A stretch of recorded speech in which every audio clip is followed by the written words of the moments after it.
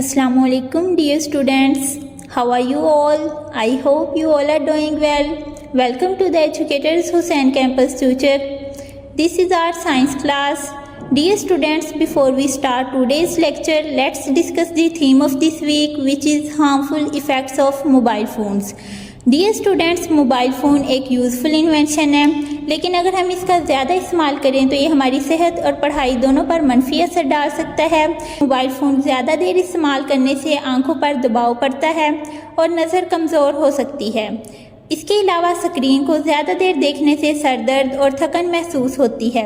Mobile phone पर बहुत ज़्यादा वक्त गुजारने से कीमती वक्त ज़ाया होता है और हमारी पढ़ाई भी मुतासिर होती है। डियर स्टूडेंट्स, हमें मोबाइल फ़ोन का इस्तेमाल सिर्फ ज़रूरत के वक्त और महदूद वक्त के लिए करना चाहिए। Students, we were discussing activity number 6. Today we will continue with the same activity. Its third question is differentiate between molecule of an element and molecule of a compound. Dear students, इसमें आपने molecule of an element और molecule of a compound के दरमियान difference बताना है. Let's discuss molecules of an element.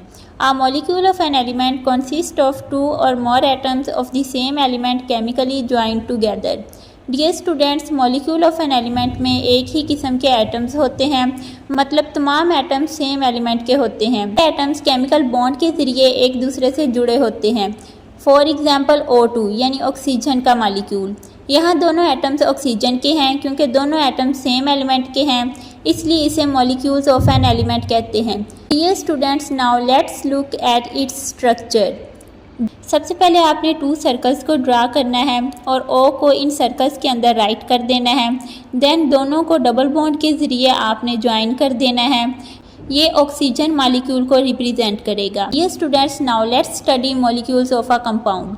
A molecule of a compound consists of atoms of different elements chemically joined together in a fixed ratio. Students, compound के molecule में मुख्तलिफ elements के atoms होते हैं, यानी इसमें सिर्फ एक एलिमेंट नहीं होता, बल्कि 2 या 2 से ज़्यादा डिफरेंट एलिमेंट्स मिलकर मॉलिक्यूल बनाते हैं।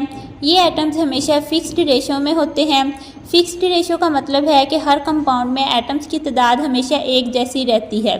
फॉर एग्जाम्पल H2O यानी water molecule. Dear students, water में 2 हाइड्रोजन एटम्स और 1 ऑक्सीजन एटम होता है। हाइड्रोजन और ऑक्सीजन डिफरेंट एलिमेंट्स हैं, इसलिए H2O एक मॉलिक्यूल ऑफ अ कंपाउंड है। Dear students, now let's look at its structure. Dear students, सबसे पहले दरमियान में एक बड़ा दायरा बनाएं और इसके अंदर O लिखें, जो ऑक्सीजन एटम को जाहिर करता है। इसके बाद दोनों तरफ एक छोटा छोटा दायरा बनाएं और हर दायरे के अंदर H लिखें, जो हाइड्रोजन एटम को जाहिर करेगा। अब दोनों हाइड्रोजन एटम्स को दरमियान वाले ऑक्सीजन एटम के साथ एक सीधी लाइन के ज़रिए मिला दें। इस तरह H2O की साख्त मुकम्मल हो जाएगी। वाटर मॉलिक्यूल में 1 ऑक्सीजन एटम और 2 हाइड्रोजन एटम्स होते हैं, इसलिए इसका फार्मूला H2O लिखा जाता है। Students, molecules of an element में एक ही एलिमेंट के एटम्स होते हैं, जबकि मॉलिक्यूल ऑफ अ कंपाउंड में मुख्तलिफ एलिमेंट्स के एटम्स एक फिक्स्ड रेशो के साथ केमिकली कंबाइंड होते हैं। Dear students, this is all about today's lecture. Thank you for listening and Allah Hafiz.